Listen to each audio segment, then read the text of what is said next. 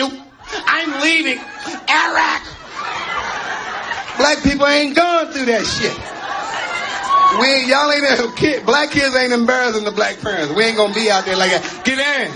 Get in. I ain't gonna tell you no more. Get in. Black people hire a motherfucking sniper. Come here. Motherfucker, that's my child. Do what the fuck I say. Okay? Do what the fuck I say. Shoot him in his ass right now.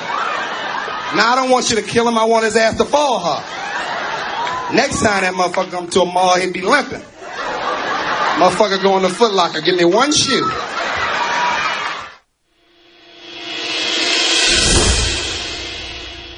There really is a difference between white women and black women. And I've dated both. Yes, I have.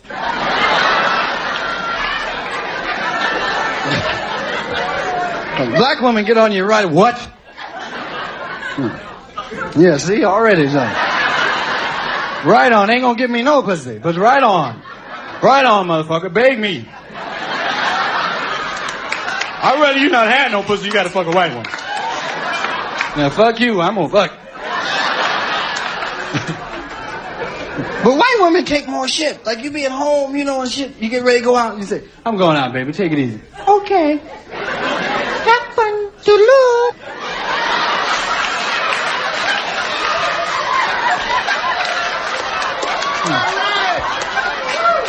You say that to a black woman, the bitch start dressing too.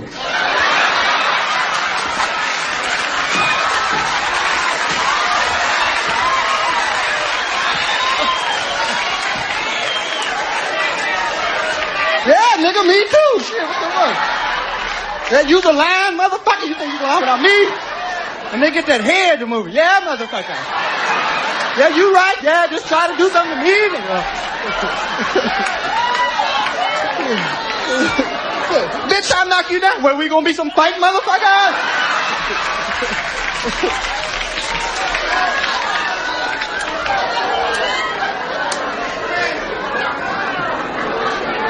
And you talk about kicking a black woman ass, they different. They don't play that shit to me. Yeah, motherfucker, well, it be some ass kicking. Yeah, but your mama gonna know about it, nigga. Hey. White women fight like, oh, please. Black women doing, yeah, motherfucker, come on.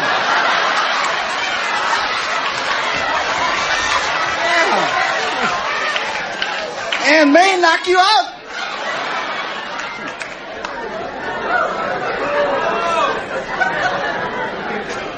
White women, they freaky too. White women suck your dick right away. Black women, you have to beg them for months to get some head. You be begging 2 and 3 months. Say, babe, how about tonight? But you promised. You say if I wait 2 months, fuck how? I'll just try it. Shit. Don't matter, just don't bite.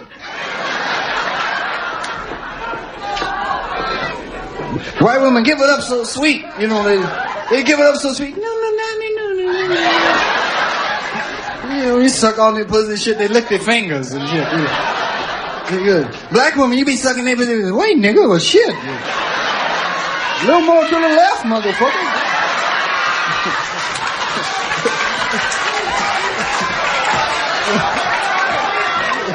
You gonna suck the motherfucker? Get down.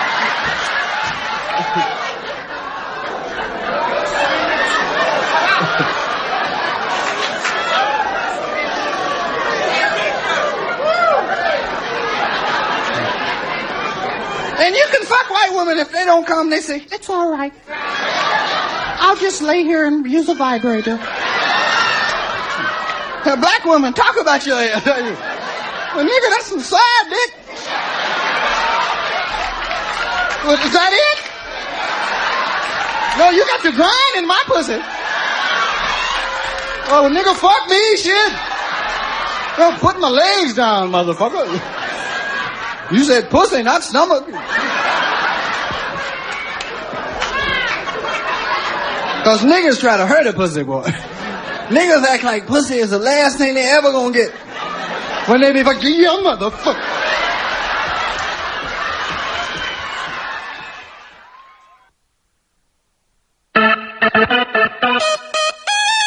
J. Thomas. J. Thomas. J. Thomas. J. Thomas. I'm laughing laughing over here, you're laughing over there. So sit right back and you hear the tales of a funny man. Steve is on his left, Christina is so right. Listen right now on demand, they'll get you through the night. J. Thomas. J. Thomas. All right, coming to you from our Los Angeles studios, very close to, kind of close to Hollywood. Everything is just so far away, and I lived in Los Angeles. Now I live like 2 hours north, and everything is bright and everything is clean. And I'm put up downtown Los Angeles, which when people come out here, I have no idea what they think. But most downtowns, there's the downtown, and then there's like, the suburbs or whatever, or like some little pocket neighborhoods or whatever. Los Angeles has this huge downtown with these giant buildings, giant hotels. The hotel I'm in, I don't know, must have 3,000 rooms. And it's right in the middle of downtown. And if I can borrow a word from NCIS New Orleans, that I just happened to guest star in that episode, Steve. So that's part of the word. Confluence. It's located at a confluence of the 5, the 101, that's a big word, and the 110. It's all, when you look out of your window, you just see the freeways everywhere. And then you've got restaurants and stuff. But there is absolutely no feeling of anything. It's like I walked 4 blocks to a sushi bar last night. It was recommended to me by the woman at the hotel. And so, there were some homeless people. There were some restaurants, a couple semi-fast food kind of places. It was about 5:30, and there were a few people, or they were getting the hell out of there. There's absolutely no soul to it. None whatsoever. Zero. And for those of you that ever come to L.A., you don't even have to venture downtown. And they have, concert venues, and Disney has something or other, and there's a theater and whatever. I lived here forever. And years ago, it was just, and it still is. It's gang members and homeless people. That was it. Now they've rebuilt it. Now, billions of dollars. It's because Los Angeles was founded. You ever see that movie they're showing, the 31 Days of Oscar, on, I guess, Turner Classic Movies, whatever it is? Grapes of Wrath. And it shows the poor downtrodden from the Dust Bowl in, like, Kansas and Iowa and Nebraska, wherever the drought was. And they pack up Ma and Pa Kettle's beat-up car, and they get, Henry Fonda in the back of the car. And horrible shit happens, and they're hit in the head by the owners of the railroad and the whole thing. And at the end of the film, they head west by the millions. And they landed in Los Angeles, where it had been kind of Hispanic. Well, the first thing they did is they just went totally against anything Hispanic. And they had absolutely no sophistication whatsoever.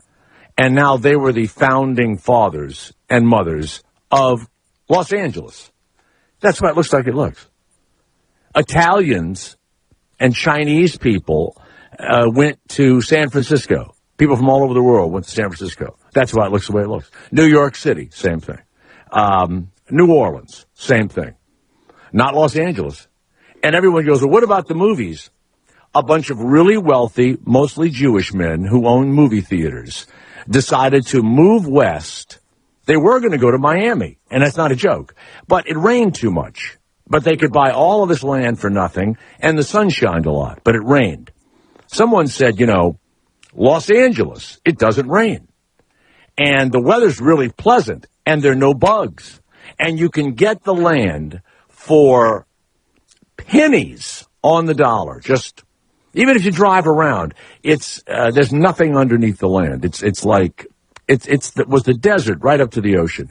And they watered it and they put stuff. And so they built these giant studios, and they could go shoot cowboy movies up in the hills within 10 minutes of what Hollywood. They bought it around Hollywood. They didn't do anything with downtown.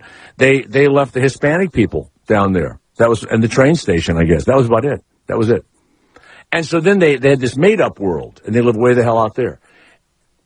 Even that isn't historical. It's all fake. It's all, like, crazy and weird. And then nobody ethnic came here except Mexicans that had been, run off their land or whatever and reduced. It's so crazy. I'm watching Chris Rock and thinking about what he's doing, and I'm driving around LA going, man, this is like this big, cold place, right? Do you really think any of these producers after the other night are going to be offering Chris Rock any movie roles? He wants to make more diverse movies. He better take some of his millions and millions and millions and millions of dollars and start doing it. Because I don't think he and Spike Lee, because they haven't had a hit in a long time, I don't think he and Spike Lee are going to be able to walk in. Yeah, this is a rough group out here. This is a rough group.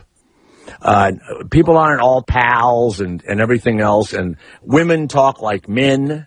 And when black people are put in charge of schools or the Oscars or whatever, they become white people. It's everybody here, including the guy like me, curly hair, half Sicilian. I come here, I want to make sure that I can play anybody but, like either the Jewish lawyer or the Italian guy, because that's all you're going to ever play. That's it. And so I'm, nothing gigantic, but I wasn't ever typecast. Yeah, it's a boring, boring place. And you go, what about Hollywood? Well, that's seedy. That's really seedy. And then you go out to the studios. They're like an hour from downtown. They're out in Culver City. There's nothing there. The beach is huge, and you can go to those beach towns. Those are cool. And then I don't know what else there is out here. I don't even know why anybody moves out here. It's the oddest place to me. And once I left my backyard when I lived here, I was miserable. Once I had a little swimming pool and a nice little house, and I tried to drive somewhere. So today I'm all stuck in traffic. It took me an hour or so to get probably 14 miles, and it was like at 11:30. Just the strangest place. And I never really get a chance to stay in L.A. Or I'll stay at, like some cool, I'll go out to like Santa Monica or whatever. And then everybody here wants to be in show business. I've told you this before. I was at a high school football game to see a deaf linebacker because they were talking about doing a movie of the week years ago. And they wanted me to see this kid that was a deaf linebacker, Steve. They have a few deaf players, around various leagues. Yeah. And a referee gets close to me, and at halftime, he runs to his car and gets me a script. First of all, I couldn't get a script made. And secondly, what referee has a script, in his car? A buddy of mine is a TV producer. This plumber was fixing his sink once, and it was like Saturday, and my buddy was home. And I think there were some awards or there were some names or whatever. Before that plumber left, he got a script out of his truck and handed it to my pal. Not that, it couldn't have been a good script. I don't know. I have no idea what it was. It's just, it's sad. It's sad. And the cars, everybody has some kind of fabulous car or whatever. Who knows where they live or what they do. And the Oscar thing the other night, I mean, the numbers were terrible.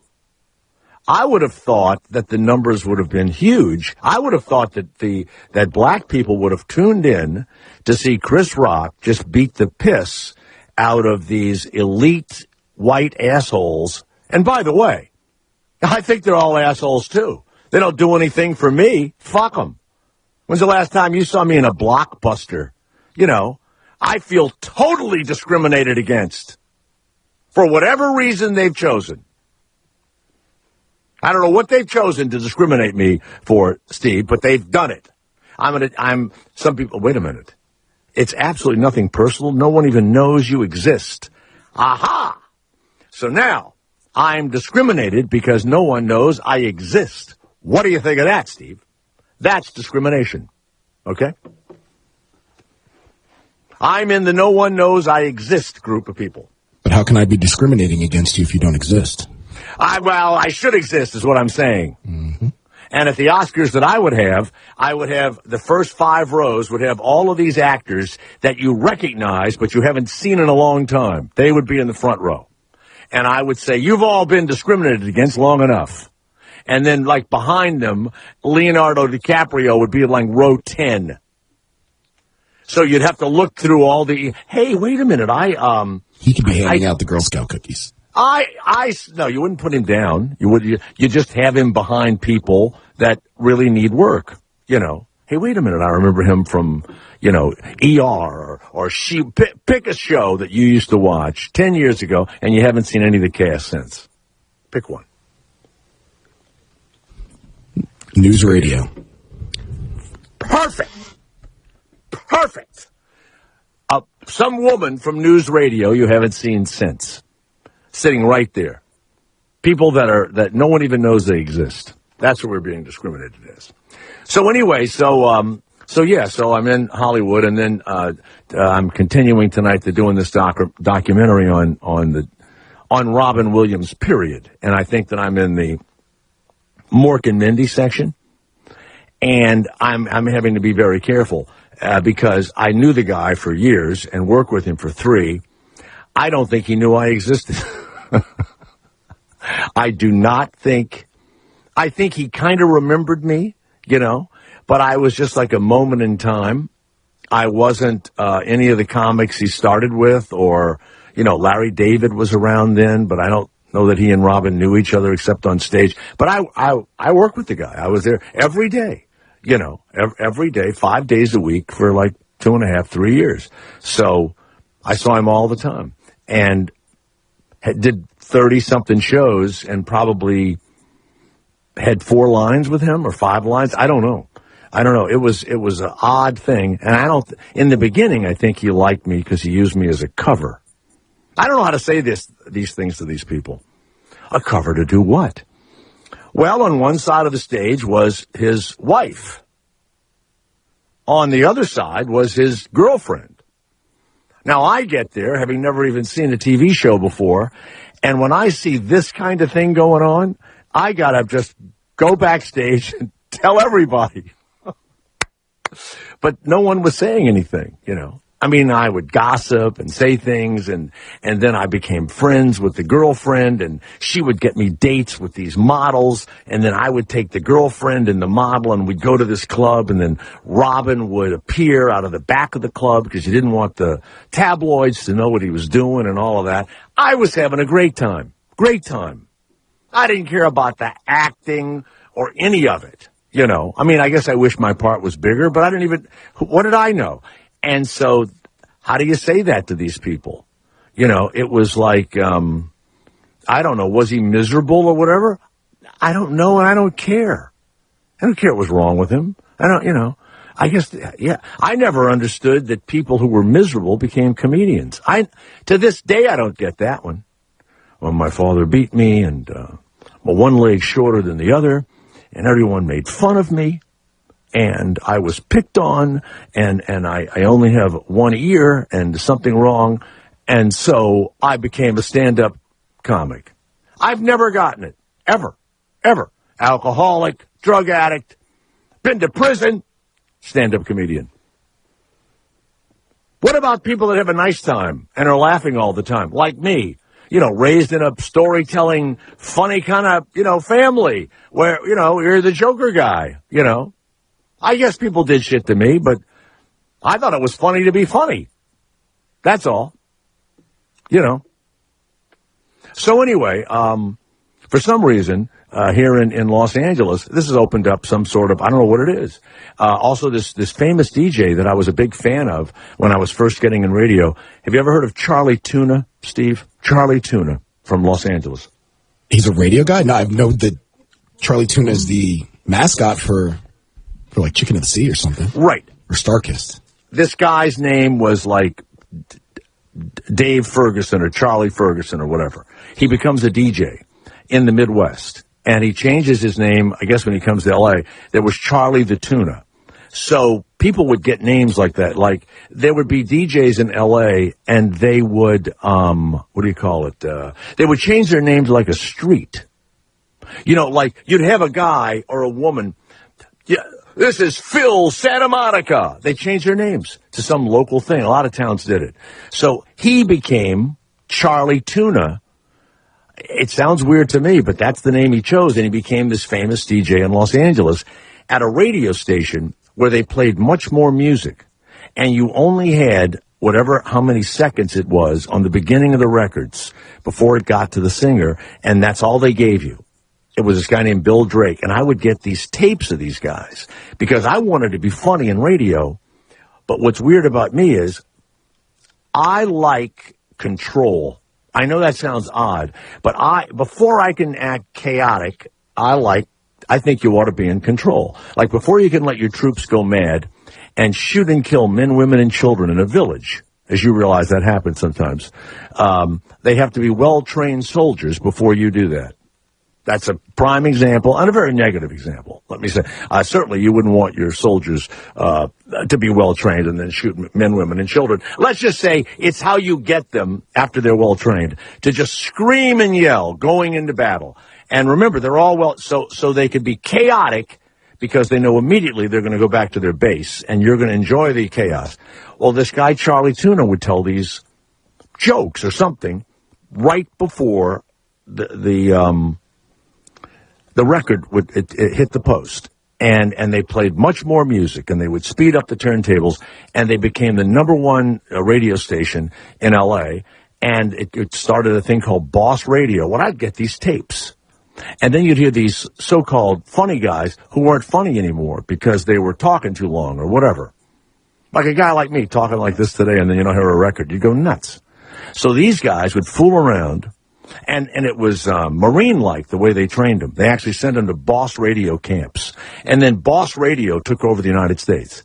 And I knew that if I didn't join and figure out how to be funny and before the thing started, before the vocals started. So, you have like, I can still do it sometimes. But he would tell a specific joke, and he would get the punchline right before the singer starts. Give me a song with a kind of decent length intro. Charlie Tuna passed away.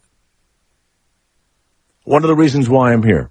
He and the real Don Steele, right? Screaming, yelling guy in the afternoon. The real Don Steele. Like, yeah. What's the other? Robert W. Morgan in the morning had this big, deep voice, and they played lots of records. What do you have, Steve? What do you have?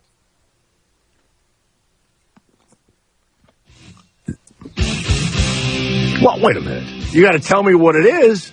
Oh, this is Metallica, Master of Puppets. Oh, wait a minute. You got to tell me how long the intro is. 1 minute intro. That's not a good... What? Not 1 minute. I need No, it was tighter than that. It has to be 20 seconds sometimes. You said give me a real long intro. No. Just give me a real intro of a song. No. The whole thing was play a song from the 80s. Play a song from the 80s.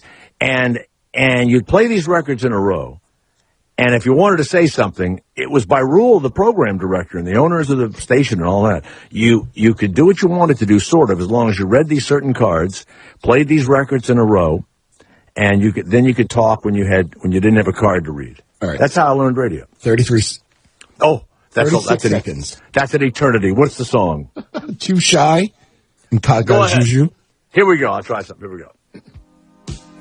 Hey, it's the Jay Thomas Show. How you doing? I was reading something in the paper, and it said that this guy in Australia, I think it was 20, 30 pints of beer, and then he won the world belching contest. He belched for a minute and 6 seconds.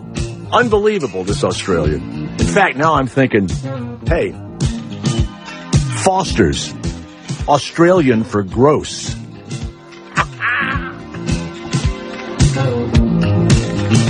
That's it. That's all you had to do. That was it. Thank you. And other DJs, the record would stop and they would talk and bullshit and everything else. But at Boss Radio, it went one record to the next, and you'd say the name of the group, or if you didn't tell jokes, you would say something about, yeah, that's how I learned radio. And I enjoyed that. And then, later on it like changed back again. I think because there were funnier people that would just, like when Howard decided not to play records. Everybody wanted to hear what he had to say, right? So, and there'd be other guys in other markets that would happen to. People go, well, we'd rather hear him talk. So then he'd play like 3 records or 4 records or, whatever it was. Anyway, this guy Charlie Tuna passed away. And it worked, all kind of stations and all that. But I also feel as though that until you can be chaotic, you have to absolutely know what you're doing. Even these actors. Oh, and by the way, speaking of the Academy Awards and all that, how many of you have read that Rafe, spelled R-A-L-P-H, which is Ralph, Rafe Fiennes, is playing Michael Jackson in this biopic movie? Yeah. Did you know that, Steve? Yeah, I did see that. First, that's ridiculous. Totally ridiculous. I mean, in the middle of all of this, it's even stupider. But the fact that, does it even sound like this guy? He's a good actor, Shakespeare in Love and all that stuff.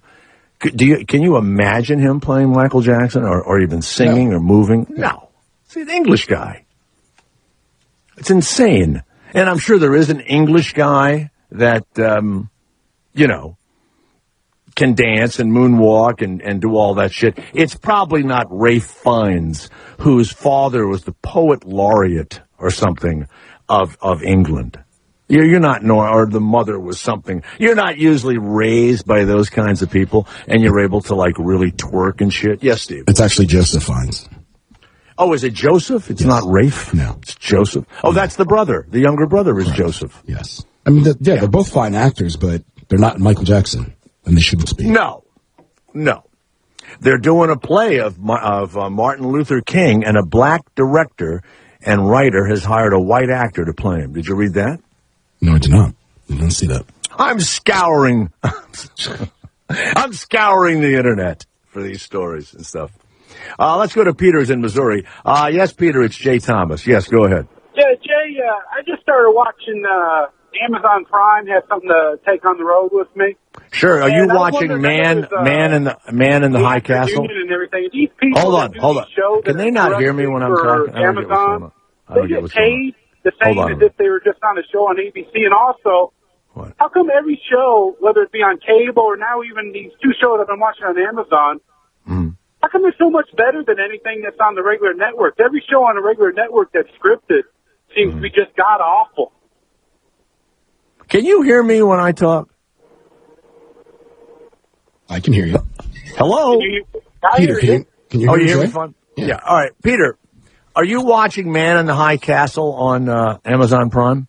Yeah, I watched that, and I watched the sitcom Red Oaks, and even it's better than, 2 Broke Girls or whatever the hell else is on any network television. Well, to answer the network television thing, they're still writing for anybody that would be offended by anything on network TV. And the people that run network television have thought this I guess I want to say since after, the Andy Griffith Show and Bonanza and a lot of these shows went off the air when they started to have a different, even after the Dick Van Dyke, for some reason, they decided that the viewing public was completely stupid. And this is the rule. On a sitcom in the United States, you have to have a joke every 5 to 6 seconds. That's not a joke. They don't allow someone to say something and then they let the character, or you laugh at it by yourself or whatever, or there's like Seinfeld did that. They wouldn't laugh at everything. But that was because it became a big hit. And then on the internet or on cable, I think the internet shows are better. They develop character, which you don't even notice. And what you don't realize what you like about it is they let the characters develop. On television, How many times have you heard this one? It's the first episode, the first couple of weeks of the show, Steve. And you come in, and I'm a character, and you're watching the show, and I see you. I've had to actually say this, and it drives you crazy. Well, you're behind the bar, let's say, and I come in. Well. If it isn't Steve Gonzalez, the man that I put in jail 12 years ago, right? Yeah. Who then got out, married my daughter, and you know what I mean? You tell the whole story. It's the best episode. And then you look at the other character and you go, "Hi, Dave," like that. No one does that in real life, and so there's another way to do that. You could let the two characters just sit and talk. They are scared to death. These executives who were raised, by the way, on the shows you were raised on. They're your age or younger. What would those shows be? What sitcoms would a young executive 35 have been a fan of? Full House? Full House. Okay. Family Matters, all those TGIF shows. They thought that was funny. Yeah, they thought that was funny. I mean, when I was a kid, I liked them. Okay, when they're writing shows and producing them now, that's what they're trying to do. It's safe. They know it, and that's it. That's why they're no good. I think Two Broke Girls is terrible. Agreed. But it's a hit of some sort. Yeah. It's a huge hit. So to say that makes you just sound like, you know. But I think that's also a CBS. I think it also has that CBS factor. And simply meaning when I say that, like, your dad is going to put CBS on regardless of what's on just because he feels like it's a safe network. I'm in that age group where, you know, I'm the dad that would just put all those people have to die. Yeah. And you know what's funny? You'll be shocked at your own generation when they start acting really weird in another 10 years and start acting like their parents and becoming conservative and stuff. You're going to be stunned. I know I am. I can only hang with 5, 6, 7 people. You think I can you think I can go to a normal meeting with a bunch of guys that are in their 50s or 60s and talk about pot? No. I mean, no, you can't. And it's not because they're all hiding it. They're not, you know, like, do you think they say dirty shit to their wives and stuff and talk to guys? I mean, I hang with some, like, interesting, fun, you know, people that live dangerous lives that could, you know, they could die because of their behavior. I think it's fabulous.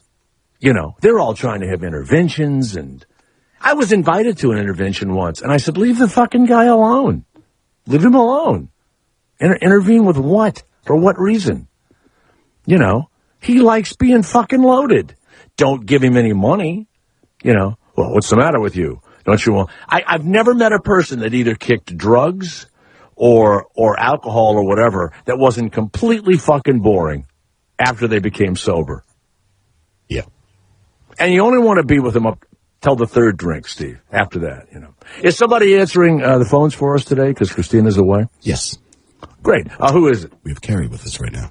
Carrie, welcome to the Jay Thomas Show, and thanks for helping and everything else. Do you have everything you need? Are you being treated properly? I'm treated great. Wow. And so what's your story?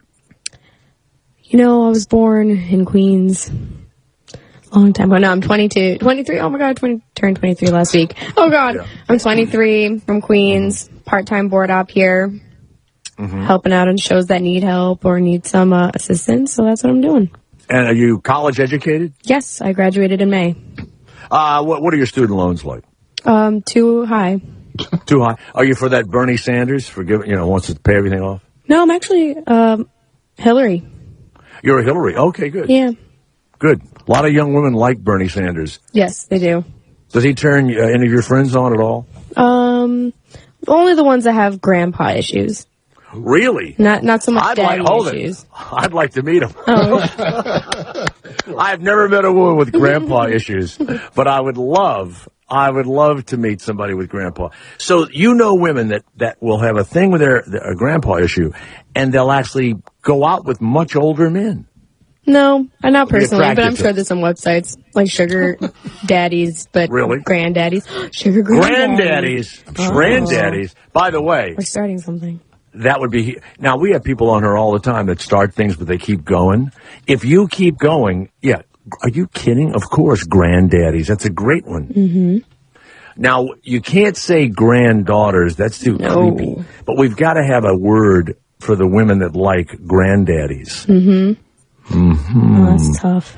You know what? We have a whole show to think about it. Well, I'm going to get back to you. And you're Carrie, right? Yes. Wonderful. Well, welcome to Sirius XM, I hope. And were you warned about coming in here, or do you have any idea what this show is about or anything? I have some idea. It's okay if you had some idea. Yes. Is there, like, chatter in the hallways about the Jay Thomas show, how maybe he's like a wheel has come off and he's not exactly right? No one even talks about you. All right, thank you. Thank you. There's another coffin in the nail of discrimination against me. And people like me. Right.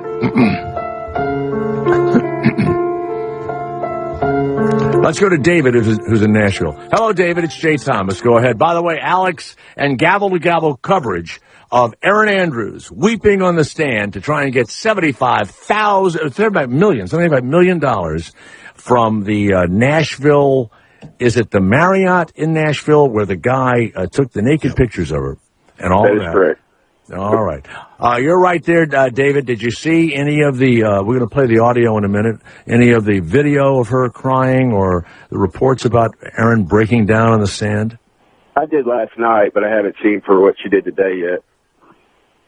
Oh, you haven't seen it yet? Now, do you feel as though she's really upset or she's really putting on a show to make sure that $75 million, even though she was horribly offended, and it was a terrible thing to have naked pictures of her.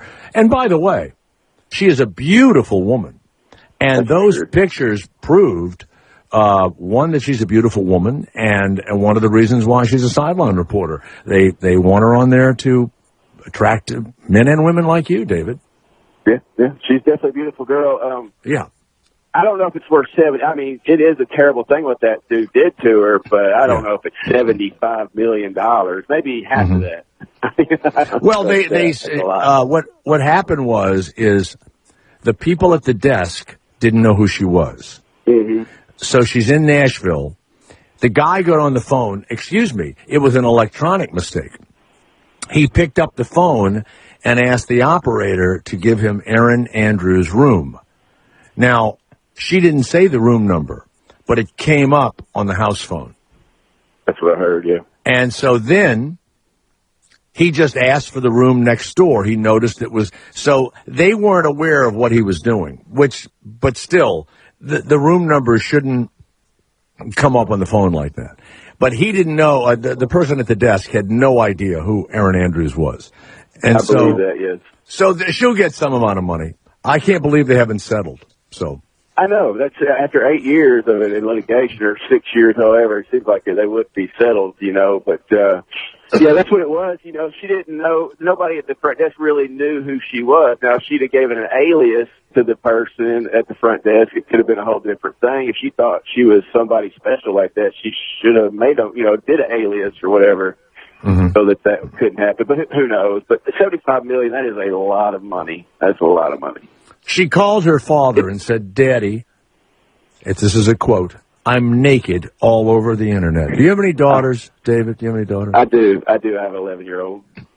Okay, hold on a minute. Is it Carrie? Let's bring Carrie back to the microphone. Good God almighty. I didn't think I'd use you this quickly. Carrie, imagine you get home tonight and some of these miscreants, these perverts there at Sirius XM, have taken some sort of a dress cam, and it looked like some wire or something, and it's just taken videos of you in a compromising position or something or other. Yeah. Would you call your dad and say, Daddy, I'm naked all over the internet? No, I'd call HR. Oh, you there you go. And you would skip that step. You would say, I'm naked all over the internet. What do you think the person taking the call would do as soon as you registered your complaint? They'd fire me first. Why would they fire you? Why? Because as a female, I'd be asking for it already off of that. Really? I'm sure. And plus, I'm part-time. I don't think they'd... Because you're a woman and part-time? Let me tell you, I've been here 11 years. I think Steve can back me up on this. I've never known a kinder, more giving company than the company you're at right now. And believe guys tell otherwise. You would be backed up completely. And the people at HR would have to go immediately on the internet and see those naked pictures so they could determine for themselves if you were violated. All right, thank you. So you wouldn't call your dad. No. So yeah, David, go ahead. There you go. What did you call about, David? Well, I was going back to what you were talking about the joke every 5 to 6 seconds, and I agree with you on that. There is one show that I've been watching for a couple of years now, that Mom, where they've dealt with some pretty, they got the alcoholism. Her daughter gave another child up for adoption. I mean, they go kind of deep in that one, and it's considered a comedy. I like that show. It's a really good show. Well, you're from Nashville, Tennessee. No wonder you like that show. I think you I'm a Democrat. No. I think on the state flag there's a picture of, I think,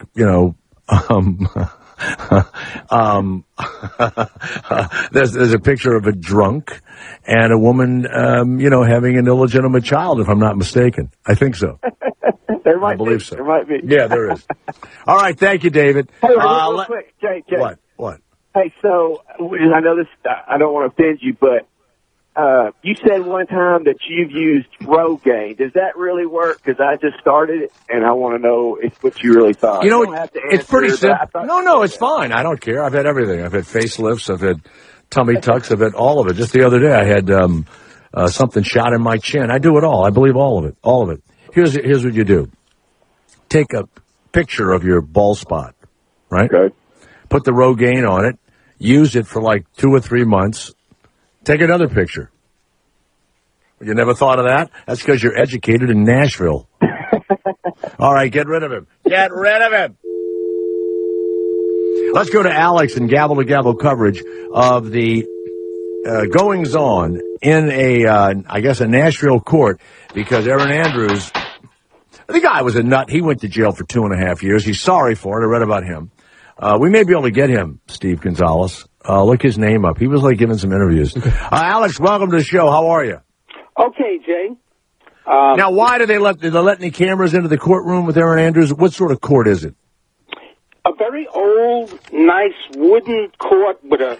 I didn't mean what it looked like. I meant what jurisdiction is it in? Oh, it's I don't care. It's in Nashville. There are 7 Steve, females on the it's a lovely wooden building. What kind of it's not a modern courtroom. It's what you would expect in an old But is it district court? Is it federal court? What is it? It's in state court.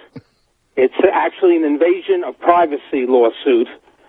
And she is suffering from depression, anxiety, and panic attacks. Don't you know she's a thrill to work with, huh? Well, I'll tell you what they've done. She's got no makeup on. She's dressed very drab. And you wouldn't know it's the same person that you see on the sidelines. The same thing happened to me when they brought my ex-wife, Sharon, into the courtroom during our divorce. I mean this. She was very freckled anyway and was a redhead, but without makeup and stuff on.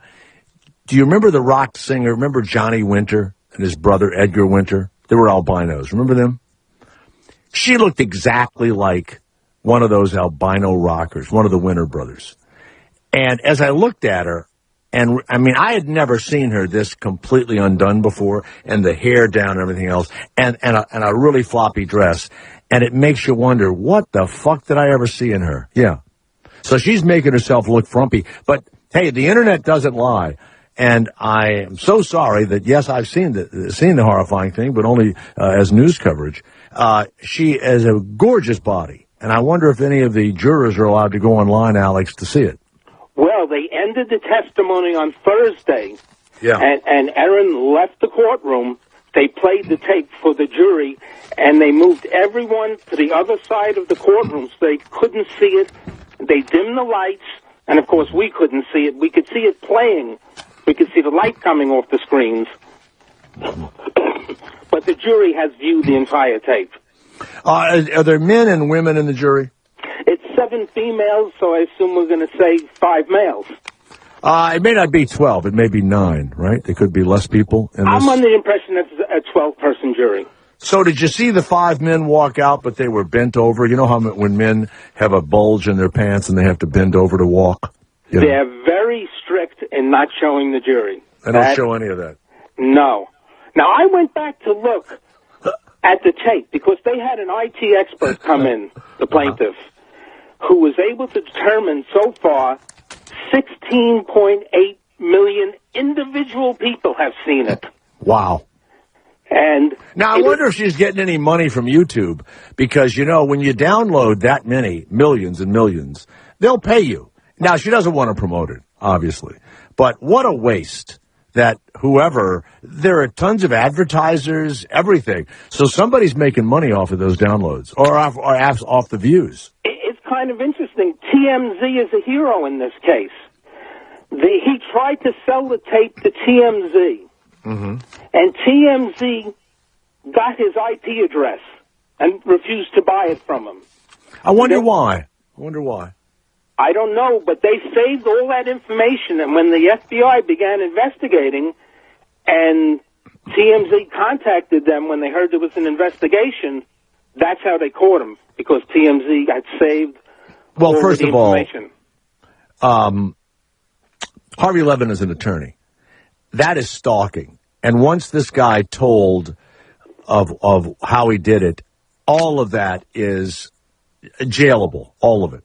And then to run something that is surreptitiously taken, illegally taken, he defaced a door and he put secret cameras and stuff, a violation of privacy, sexual harassment. I mean, all of it, right? Alex is, who would want those? It's kind of interesting because he has testified in the civil case. He has never been face-to-face with her. He has never seen her in person. He only saw her through the peephole. Well, he's probably seen her mainly on TV.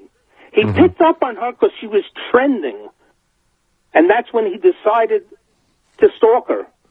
She was trending on the internet. He's a nut. He says that he was financially distraught. His wife was leaving him, losing his house and everything else, and he says he began doing strange things. That's what his thing was. And that, he picked her out because she was trending. But if you read, I don't know if it was testimony he gave or a deposition or even an interview, I don't know why I did it. It was just stupid. What's the guy's name? He's one of those guys with 3 names. Michael David Barrett. You got it. Michael David Barrett. Right. He ran a background check on Andrews. Did you know that? Yes, he did. Why did he do that? Because he's one of those people, I think, who lives on the internet. And that's what you do when you're on. I would imagine you live on the internet, too. Have you ever run a background check on me, you little fucking sniveling sneak? I wouldn't tell you what I've run on you. Yeah. But there's nothing bad going on, Tay. You bet. Damn right there isn't. You know? How about this? I tried to edit my own Wikipedia page by telling them, it's me, stupid. It's me. And they wouldn't let me edit my own page. So I told them, then you take everything down. And you know what's funny? They did it. I think there's like 5 sentences about me on Wikipedia. I didn't even think they would do that, but they did. So now Erin says she could never get the video down. It's too many places, right? Is it encrypted in one of those phones that only Tim Cook can open? No, her IT expert who did 20 years in the military and then became an online... Wait a minute.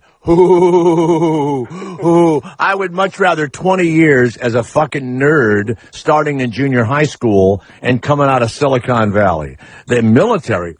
who gives a shit? Who gives a shit? He worked in the war college and did simulated war games.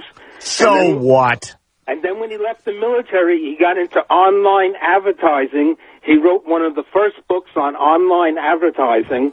Yeah. And then he used all of this knowledge he has to find out how many people. He actually says that over 20 million people have seen it, but he can only get a verification on 16.8 million. So that's why doesn't he just put a virus in it if he's so smart? Just put a virus in it. So every time you open the Erin Andrews video, your computer's fucked. And that will be it. And even if he does it 100,000 times and people hear about it, they won't open it anymore. It seems so simple to me. Well, you don't even have to get to the source. Part of his testimony was of how often it's been uploaded to the Internet, and that he said the day before he testified, which was last Thursday, it had been uploaded again onto the Internet. Wow. So, I mean, okay. I found it very easy because I hadn't seen it in years. And what is it she's doing? Is she toweling off, sitting on the side of the bed? What are we looking at? You know, I hate to say this, but it is kind of exciting because you're looking at someone who is not doing this on purpose.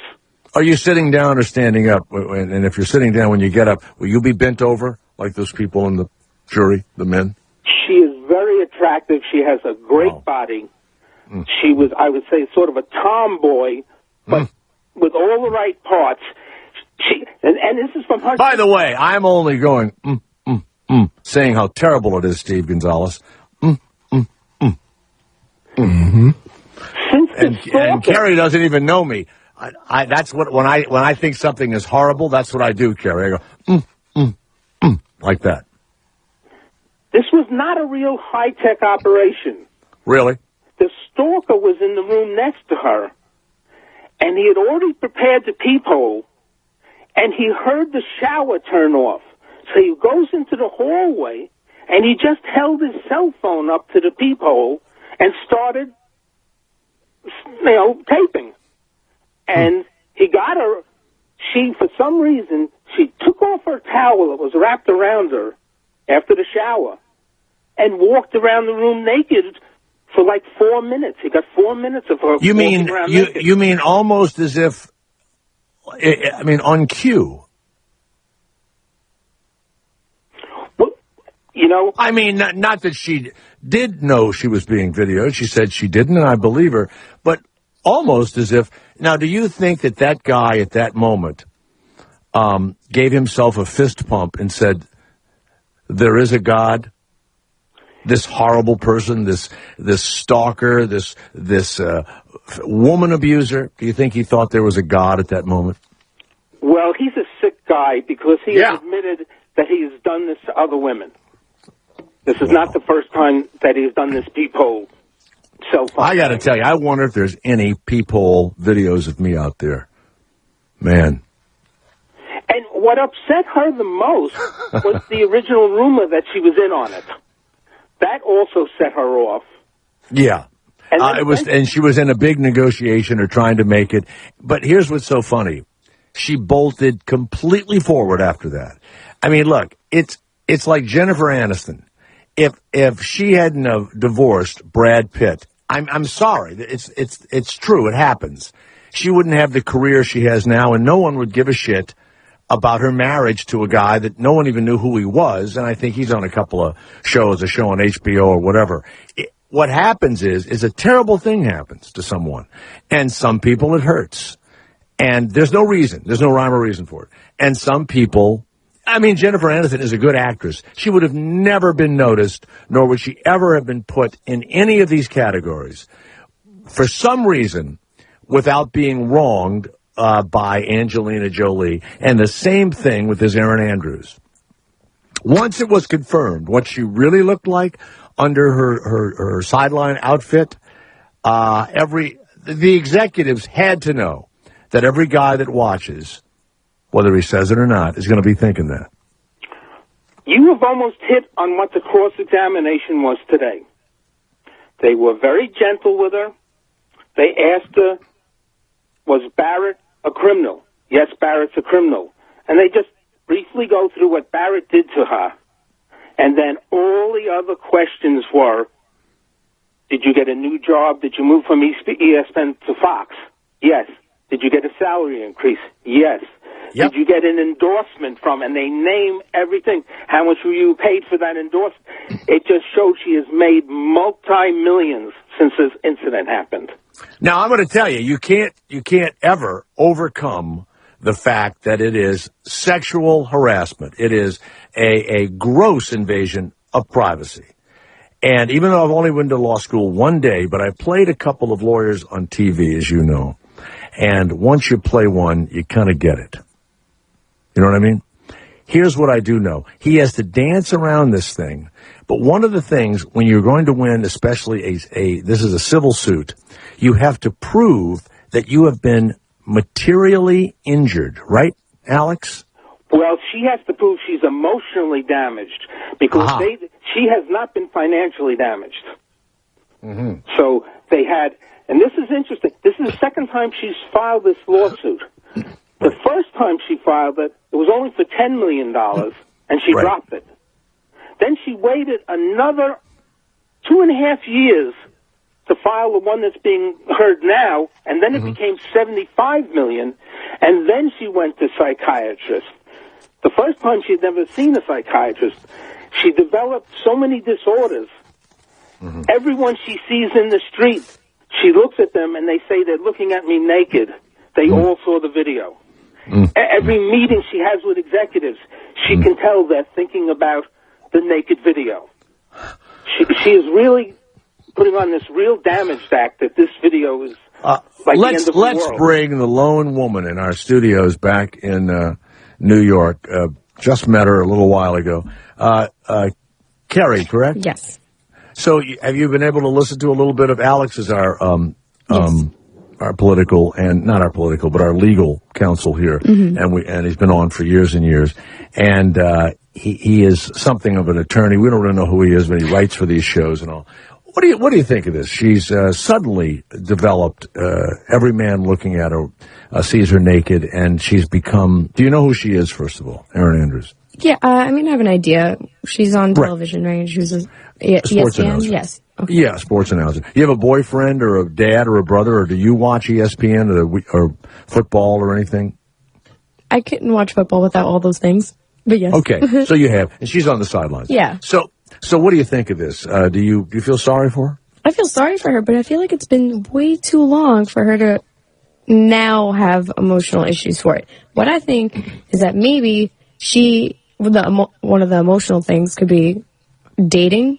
I don't know if she's with anyone right now, but I think she's married, Alex. Did she get married? She lives with a hockey player. Oh. She lives with a hockey player. Yeah, NHL hockey player, yeah. And by the way, I don't know if you know about them, Carrie. They're some of the most deep, emotional men you can possibly meet. They are their whole lives are dealt with knowledge and feelings and trying to be as close to other human beings as they can. It's a perfect person for someone emotionally distraught to be with. Noted. Yeah. So it's been many years. She's now married to a very successful hockey player. Stay right there. Canadian, I'm sorry. That they asked her if it's upset her marriage, Alex? She testified that his attitude is, get over it. It happened so long ago, can't you get over it and move on with your life? He's also really busy snorting a lot of cocaine. Well, allegedly. Hold on a minute. You can't throw that one out there, Steve, like that. We don't have... Has he been arrested for that?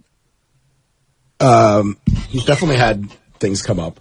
Yes, that's alleged. That's alleged. No. We're not going to have... For your own well-being, Steve. Hold on a minute. Carrie, you did not hear that. You will disregard what you just heard. I'm not going to say the charges. He was arrested. He was arrested. He was arrested. On suspicion. And can I say something to everybody listening? Possession. If you're making millions of dollars and you're a young, handsome, incredibly skilled hockey player, and that's the time of life that you put that shit up your nose. Am I wrong, Carrie? At least it's not meth. Thank you very much. Carrie, please go back to the telephones where I'm sure men are very excited by your opinions.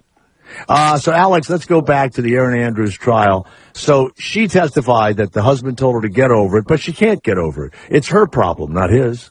It's impossible for her to get over it. I think she's sort of a person that would get an eating disorder.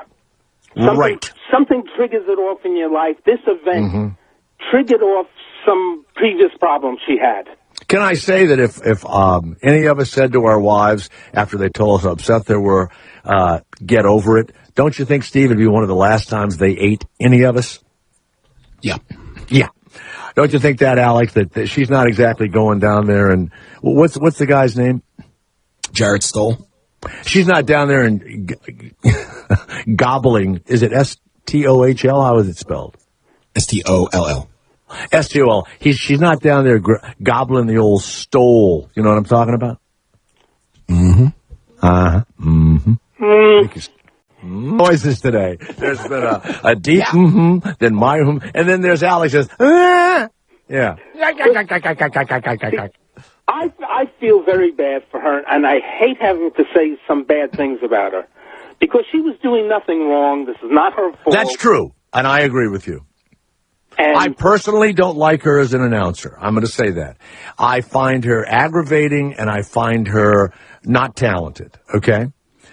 Steve, can we take this across the top of the hour, or do we have to take the break? No, we can keep going. Okay, we'll take the break after. But because Tell me when. I know that she's been hurt and everything else. But the weird thing is that after a while, and you know this too, Alex, you don't, we only feel sorry for you for a short period of time. And then, it's time to get over it. And actually, when the defense was crossing her, they showed that she's moved out of sports since this incident. She did the red carpet at the Oscars. Right. And then she's now got this job at Dancing with the Stars. She's a co-host. People are always asking, why is everybody so interested in Donald Trump? And I'll tell you why. If you were discussing this with Donald Trump, he'll say the thing that not just your dad or granddad or a lot of people are going. They'll go, he'll say the truth. He'll go like this. Well, she's on this. She's on the red carpet. She has $10 million in endorsements. She's making $3 million. No one would pay her that if she hadn't have been naked on the internet. I'm sorry she's upset. That's how Donald Trump would have said it. People, all of a sudden, some group of people go, how horrible that is. That is just horrible. But a large group of individuals, a majority of people, they go, yeah, that's right. So in plain speak, Alex, she doesn't seem materially injured by this. And is the money going to make her feel better? Well, that's what civil lawsuits about. They can only give you money. They can't give you back your hurt feelings, your embarrassment. Mm-hmm. Whatever it is, she has nothing to be embarrassed about. But I'm not a female. I don't know why it's so upsetting to be filmed naked when you have a great body. Was she not on Dancing with the Stars? She performed on Dancing with the Stars, and then they hired her to be a co-host. Get out of here. Stars. Yes? Come on. Co-host now. What's it, Tom Bergeron? Is that his name? Yes. Tom Bergeron. Well, she co-hosts with him. I know Tom. We work together, and I have some nude shots of him. Gross. Yeah. I'm going to spread those around. And look, I looked at her. I looked at some of the video from her on Dancing with the Stars. Mm-hmm. And, people who get upset would say, she's partially naked on the show. Mm-hmm. She did. She wore very revealing outfits when she was dancing. You would have thought she would have been dressed like she is in court. Covering herself up. Right. Let's go to Lulu, who is in Massachusetts. Yes, Lulu, go ahead. Hi. So I haven't watched the case on TV or anything, but from a girl's perspective, I'm a young lady. Obviously, I wouldn't want my body flashed all over the internet for my family to see, but I wouldn't bring it to the courts and knowing that media is going to pick it up if I didn't want people to know about it. Well, a whole nother group is going to start watching, and for some reason, somebody's talked her into suing for $75 million, a huge multi-billion-dollar, hospitality corporation. So she's going to get some money out of this, but she's doing pretty good. So I don't. Have you seen the video of her, Lulu? No, I haven't. No, I haven't seen the video. I'm sure my husband has, but I haven't. But no, I just. After he saw the video, was he bent over when he got out of? He probably was. Yeah. I'm going to tell this joke, Steve, until somebody, and thank you, Lulu, somebody finally giggled at least at that. So, do you now? Have you ever been Has a guy ever done something to you at work or against your wishes or whatever that caused you to have flashbacks or think about it to the point where if you've been a more well-known person, you might have sued this person or said, hey, you really fucked me up for a long time? I'm an engineer. I work in an all-man industry where, the part of the engineering that I do. I meet a lot of very strange men who are, computer geeks, right? And they sit behind their computer and don't do much else. They don't interact with women generally. So when they, there's some weird people who do some very strange stuff, but, Well, they're probably scared of you. Right? Yeah, very intimidating. But no. Yeah. But no. Are you still an engineer now? I am. Cool. What sort of engineer? I do telecommunications engineering. So I work on pretty much everything that, for like the cellular phone industry. Yeah. Do you think you're dumber than the guys in your office? No, I think I'm smarter than they are. But of course you do. You know why? Do you know why you think that, Lulu? Because I am. Because you're a woman. That's right. Hear that, Steve? You see, hear that, Steve? Yes. That's Allegedly. Right. Allegedly. Hey, you know what's really... if you walked into the office and you were really attractive, I would sit everybody down and go, okay, look, we're all engineer guys. We know we're pretty much nerds and everything else. We got Lulu here. She's really smart. She's a fabulous engineer. Let's get it out in the open. Let's all say the words. Let's tell her what she looks like. She'll tell us how she feels about us, and then we'll never deal with it again. And then you would say to them, well, I know you all have dicks. You'd say stuff like that. And we would go, oh, look at those tits. And we'd say all these terrible things. And then we'd all shake hands and walk out of the room, and that would be the end of that. Your system. I know where everybody stands. You know where I stand. Yeah. There you go. That's right. Solving all the HR issues right now. Well, I got to tell you, why I didn't make it higher in industry, I'll never know. I'll never know. Well, Lulu, thanks for calling. And so, yeah, she's very successful, but she's very upset. Right. So, and like I said, if she's successful, she has other income coming in. It's not like she's bent for cash. I'm just saying, if I didn't want everybody in the world to go out and watch the video, I wouldn't. Bring it up. Have a. But yeah.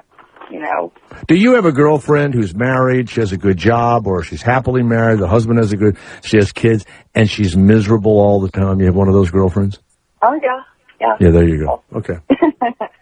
Just checking. Sure. All right. Thank you. You may step down. Thank you, Lulu. Thank you. You hear that, Alex? What I did?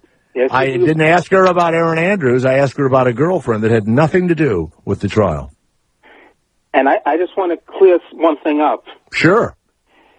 The defendant in this is the Marriott at Vanderbilt, which is a franchisee. Right. Marriott got off the case. Right. They were able to use the paperwork that says the franchisee is responsible for everything. But it's the phone system.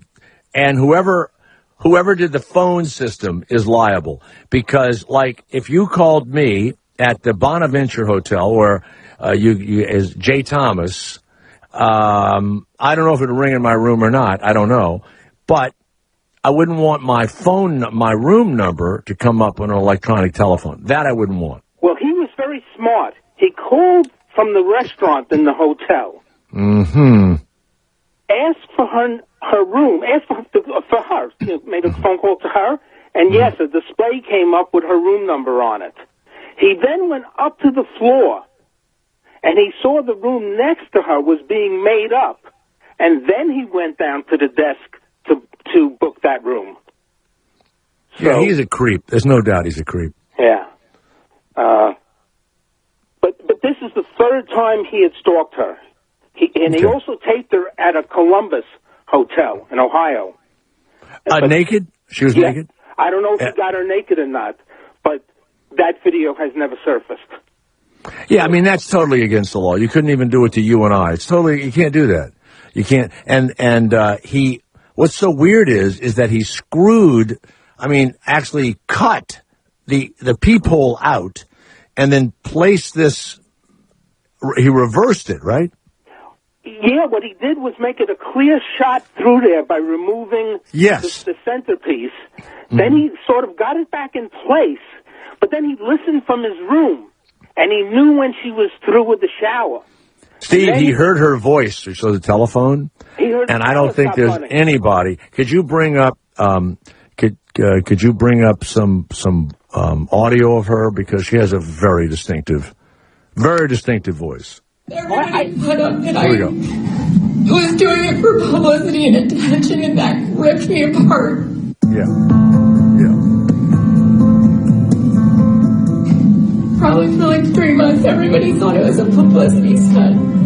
The front page of the New York Post and ESPN scandal.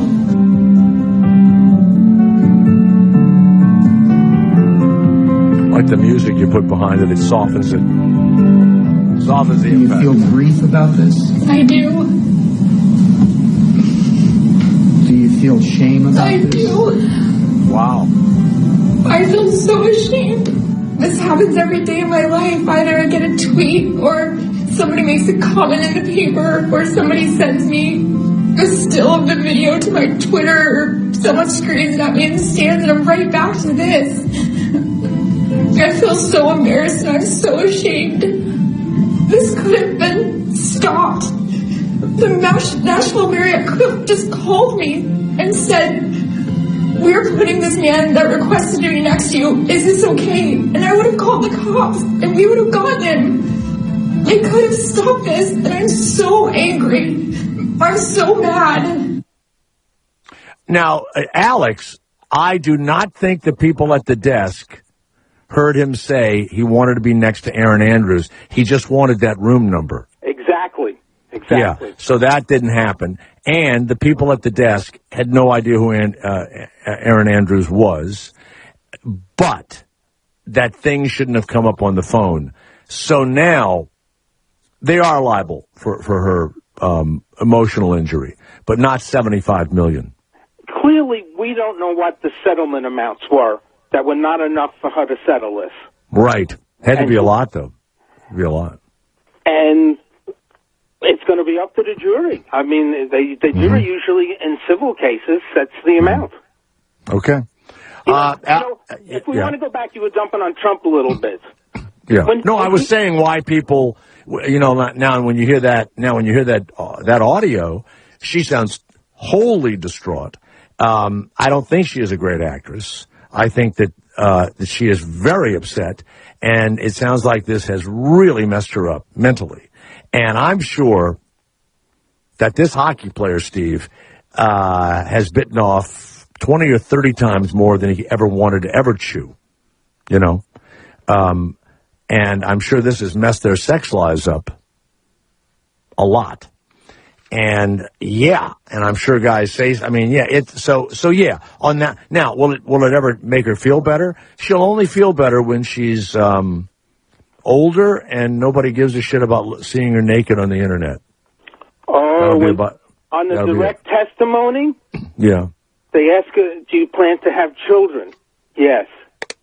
And they got her crying again. When she's in her 60s, her grandchildren will be able to see this video. She can cry. Wow. You say anything that's a little upsetting to her, and she's off. She is. Wow. She's right on the edge. Even when she's sitting at the table, you feel nervous for her. She's very jittery and very upset. Is the husband there? No, but here's another piece I'll put in. When the FBI is investigating it, she is with her father, and they have to view the tape because they don't know what hotel it was done in. Mm-hmm. The very first thing when they turn the tape on, she pukes. She puked for the FBI. Wait a minute. Wait a minute. She vomited on the table with the daddy there and everything? She's in a room. The FBI says, we're going to investigate this. We're going to catch this guy. But you must look at the tape. We don't know what hotel this was. We don't know where this room is. Steve, if they were showing my body naked, I think would vomit right away. A lot of people would vomit. But yeah, so we're hearing now of this emotional destruction from the get-go. What do you think the settlement's going to be? $10 million plus. I think so too. Around 10, 15 million bucks. Not more than 20, and they're going to, of course, they're going to appeal it. I also saw that the FBI was questioning her to see if it was a setup. So after she vomits and cleans herself up, the FBI guys started taking it seriously. It's amazing. I got to remember that if ever I'm in real trouble when they're questioning me, and I vomit. They didn't believe it till she vomited. Absolutely. Wow. All right, Alex. Oh, one more thing. Yeah. Next week, Hulk Hogan's sex tape Gawker trial starts. Now, does that have something to do with Bubba the Love Sponge? The sex tape was made in Bubba's house on Bubba's security cameras. We got to be careful. Doesn't he sue people, Steve, or something to talk about it or something? I don't know. Well, Bubba has settled with Hulk. He has given Hulk money. And so what are we going to, and then what are you going to cover next week? Well, it's going to be Gawker is the only defendant left. Oh, you mean the company, Gawker? Yeah. And they're on for showing it. Well, I don't know if it's still on the internet. I've seen it on the internet. It's only left. But who's suing them for showing it? Hulk's suing them for releasing the video. Oh, Hulk is. Yeah. Oh, okay. But I thought everybody said that who gave it to him?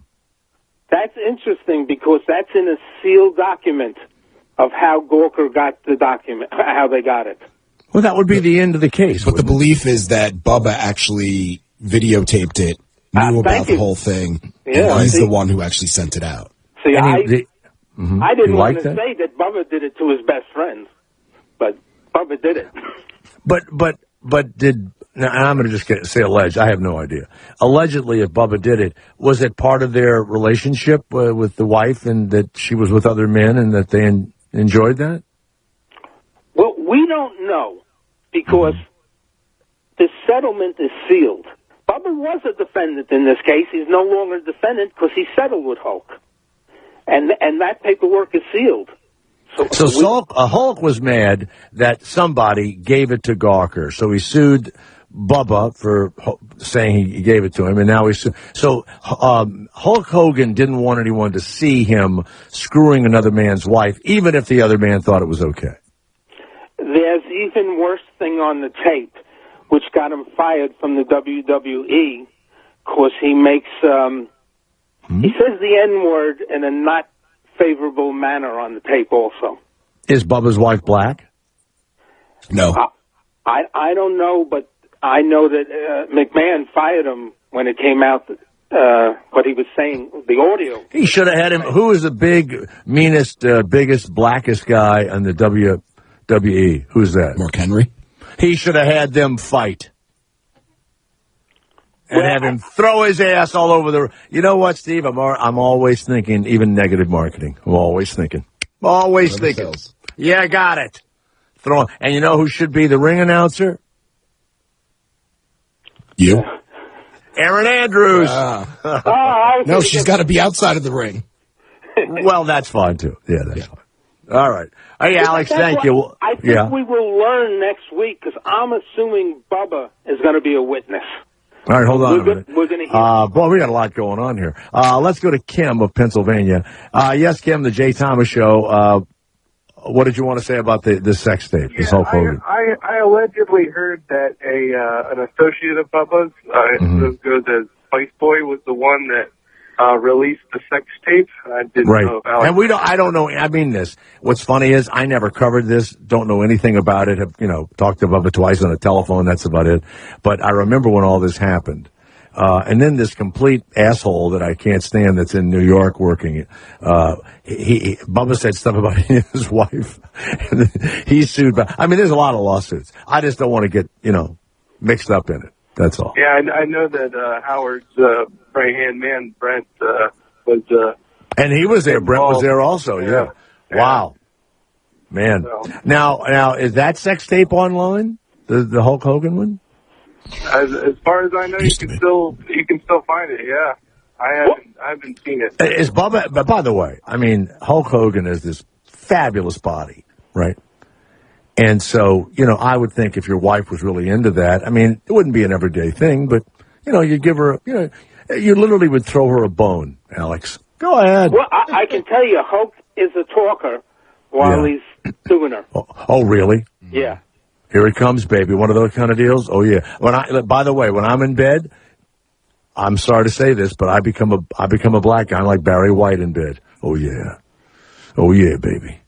Hulk is like a fine aged leather. He's like fine aged leather. Yeah. Was she enjoying it in the video? She was making moaning noises. She at least pretended well. Wow. All right, Alex, thank you. Kim of Pennsylvania, thank you, too. Thank you. All right. Let's go to Jane of Ohio. My God, Jane, I'm exhausted by all this talk. This is, Well, yeah. I came in partway through the show, so I apologize if I'm missing, if you it's fine. mentioned this point and I've missed it. But, Sure, go ahead. To say that the only thing that happened to her was being embarrassed by the tape being on the internet is so simplistic. I mean, you go to a hotel and you expect to have your security. Yes. It's not a violation. I mean, she's got a gorgeous body. If she had chosen to put it on the internet, fine. But it's the fact that when you've had something like that happen to you, you don't feel safe, ever. You never feel safe. Did that happen to you? Did something like that happen to you? Yes, I had someone keeping in my windows who then attempted to break into my apartment. Yeah, I'm sure you would And never get over that. Yeah, it turned out he was a convicted sex criminal. And I am constantly, I hear a noise. I mean, it's very hard to feel safe in places. It's very hard to feel safe. It's your security.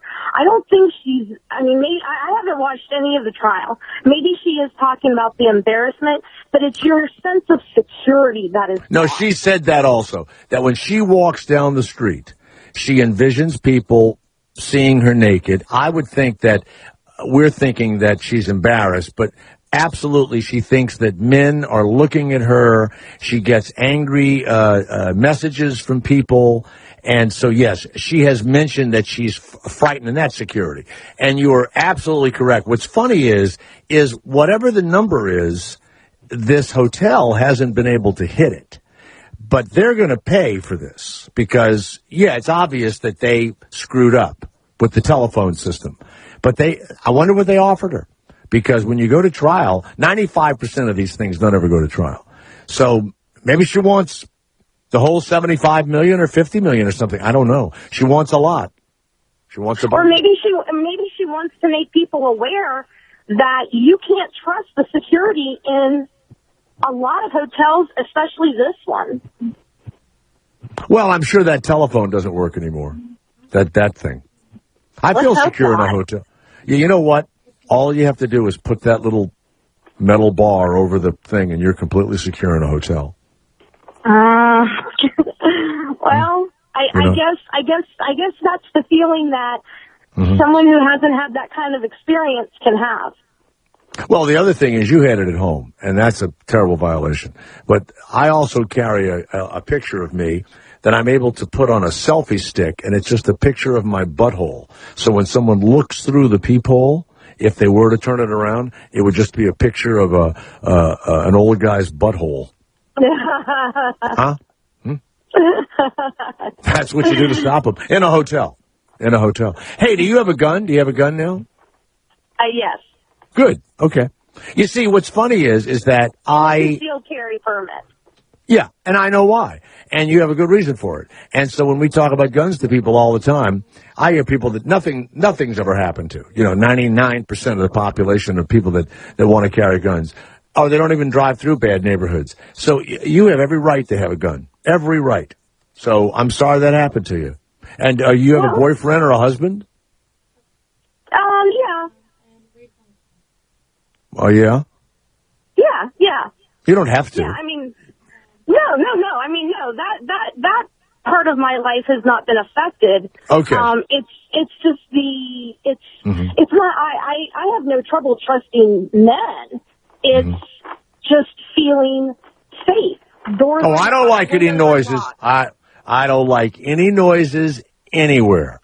Like when the ice machine drops ice in my refrigerator, I jump out of my chair. Oh, yeah.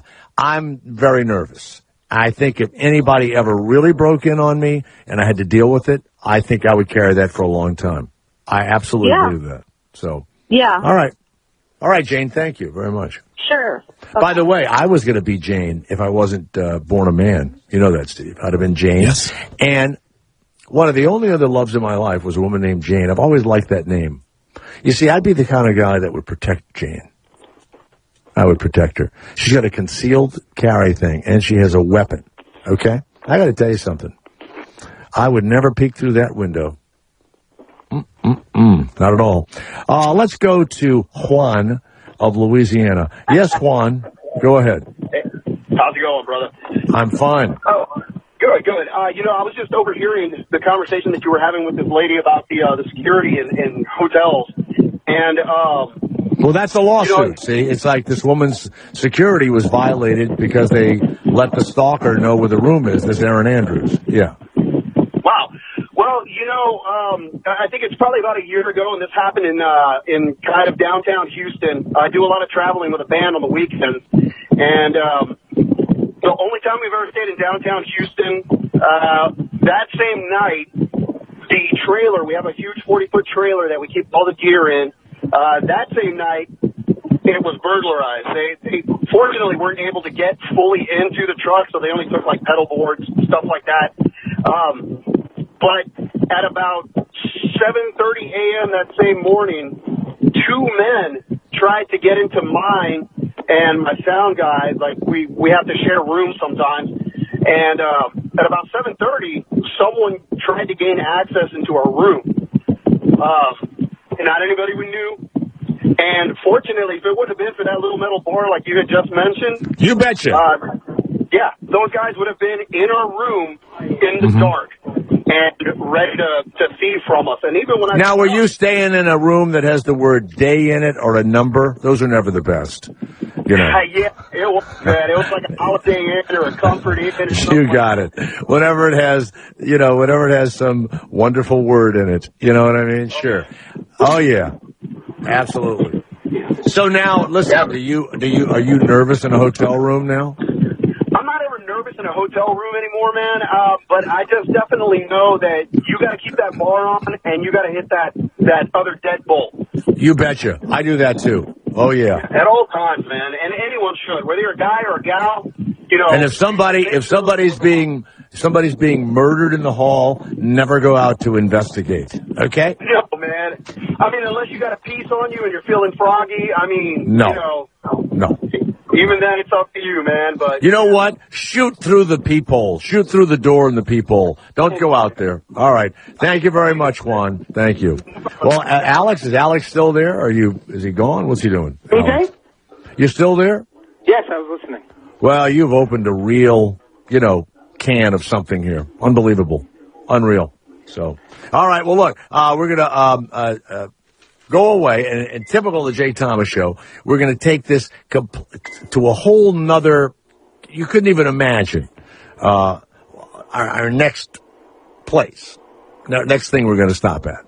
So that's the hallmark, isn't it, Steve, of the Jay Thomas Show? And I understand that Kerry ran from the room. She had to leave. Yeah, ran from the room screaming, and she's been replaced by, who replaced her? By Brooke. Brooke, thank you for coming in on such short notice. Apparently it was something I said or the subject matter, and she was gone. So, no problem. Okay, thanks. I got to tell you, Steve, just the voices of alone over there, wow.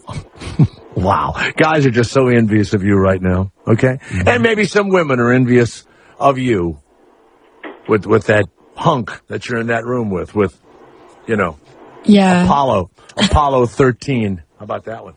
Huh? Yeah. All right. We'll be right back. More shenanigans from the Jay Thomas Show when we return on SiriusXM Comedy Greats. Comedy Greats. Iconic comedians on SiriusXM. Channel 94 and on the SiriusXM app. is not just electing a president. It is creating a political revolution. We can't turn the White House over to the Republicans again because of the Supreme Court. The CNN Democratic debate live from Flint, Michigan on Sirius XM. Dealing with rebuilding our crumbling infrastructure. What happened in Flint is immoral. The CNN debate, Sunday at 8 p.m. East on Sirius XM 116. And live reactions afterwards on POTUS 124, Patriot 125, and Sirius XM Progress 127. If you're thinking about a memory foam or dial up your number bed, don't buy one just yet. Not until you experience the customizable bed everyone is talking about. The Reverie Dream Sleep System. Reverie uses patented Dream Cell mattress technology with over 200 adjustment points for the most comfortable sleep of your life. Call 877-670-4500 to learn why Hollywood A-listers, athletes, trainers, and doctors are raving about their Reverie beds. It might be Reverie's zero gravity setting that relieves pressure on your back, or the anti-snore function, or Reverie's 101-night guarantee. If you haven't had the most amazing sleep of your life, return it for a full refund. Want to know why celebrities, athletes, and doctors are switching to Reverie Dream Sleep Systems? Call now to find out. 877-670-4500 or visit Reverie.com. That's 877-670-4500 or REVERIE.com.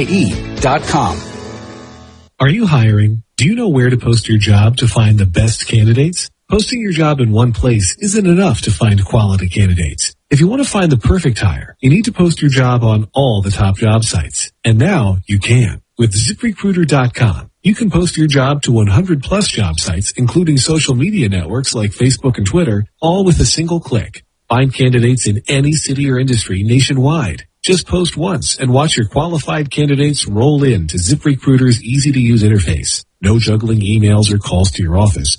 Quickly screen candidates, rate them, and hire the right person fast. Find out today why ZipRecruiter has been used by over 400,000 businesses. And right now, listeners can try ZipRecruiter for free by going to ZipRecruiter.com/great. That's ZipRecruiter.com/great. Try ZipRecruiter for free by going to ZipRecruiter.com/great. One more time. To try it for free, go to ZipRecruiter.com/great. Billy Joel. Sirius XM has your chance to win tickets for Billy shows at baseball stadiums in San Diego, Seattle, Pittsburgh, Philly, Boston, and Washington, D.C., plus a grand prize trip to a show at Wrigley Field in Chicago. For official rules and to enter, go to SiriusXM.com/Billy Joel Tour before March 21st. Open only to those with SiriusXM since before January 8th, 2016. No purchase necessary. The Billy Joel Channel. SiriusXM 18. Sirius XM Comedy Greats.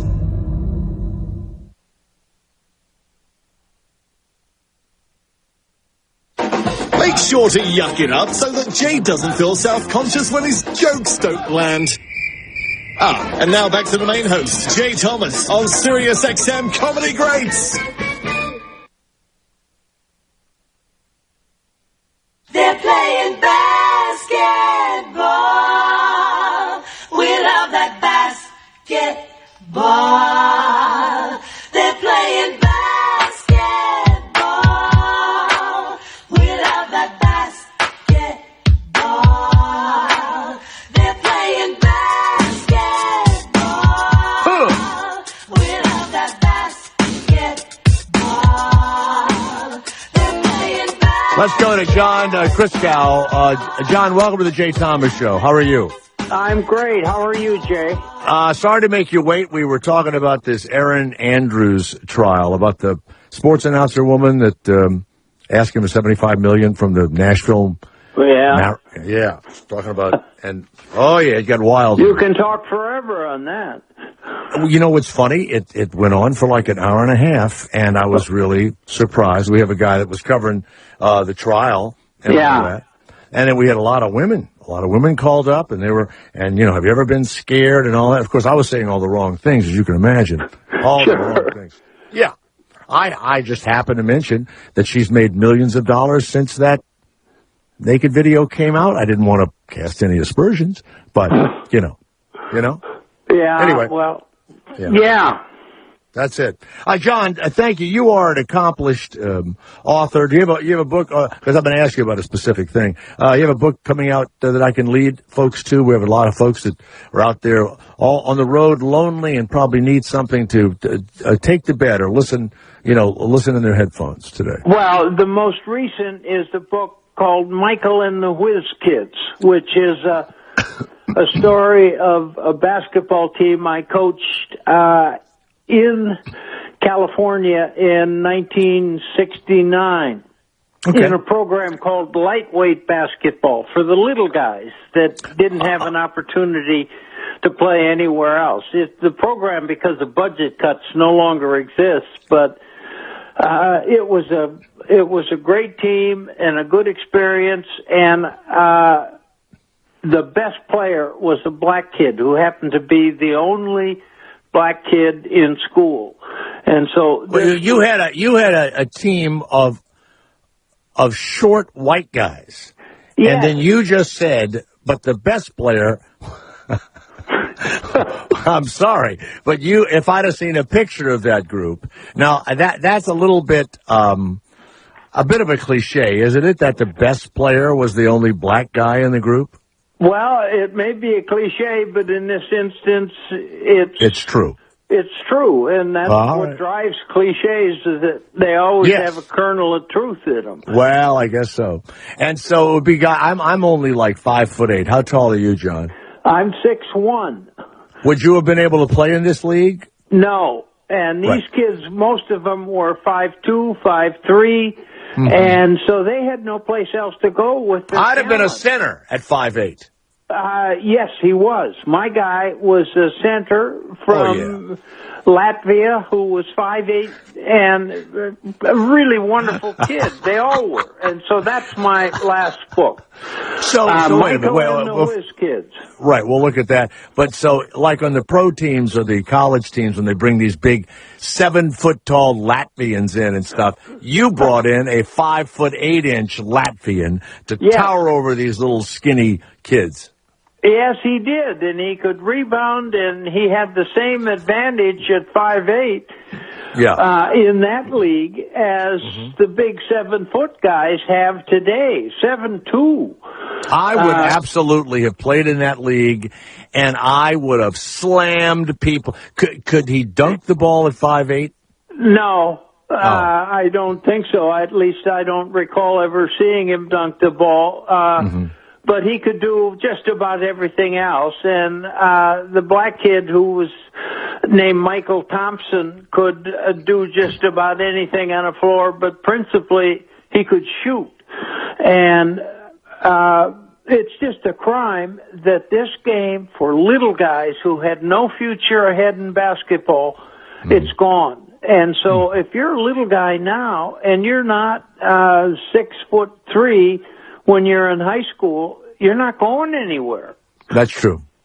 You're just well, you know what? I mean, that's true. And so what do you do about it? Would anybody go see a league of under 6 foot tall white guys? Do you think watch that kind of basketball? I don't. I probably not. I don't think they would. And so I do. I would.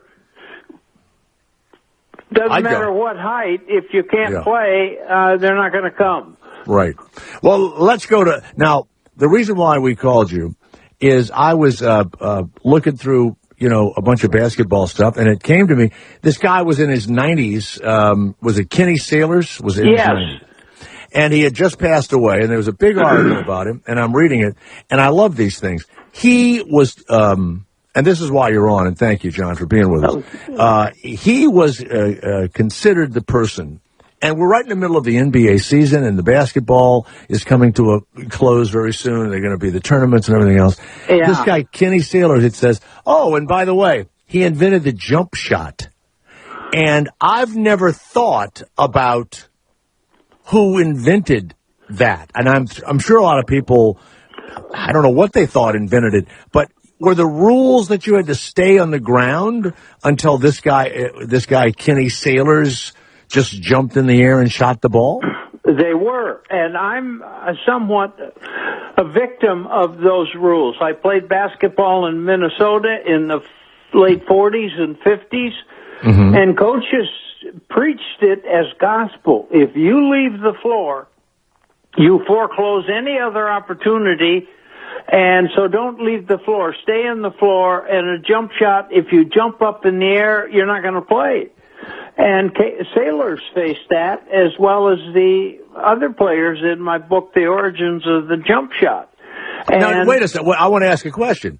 Were there people that knew that the jump shot in the 30s or the 20s or whenever basketball was being played, were like in the schoolyard or out, a sandlot or whatever, were kids doing jump shots, but then when they got into organized basketball, they didn't do them? They did not do them as much as they wanted, but at some point, probably the late 40s, it became such an overwhelmingly popular shot that coaches realized, I got to play this kid. He's got a shot that I don't like, but it's a good shot. And that was characteristic of sailors. He got his high school coach telling him, stay on the floor, stay on the floor. Why are you jumping to shoot?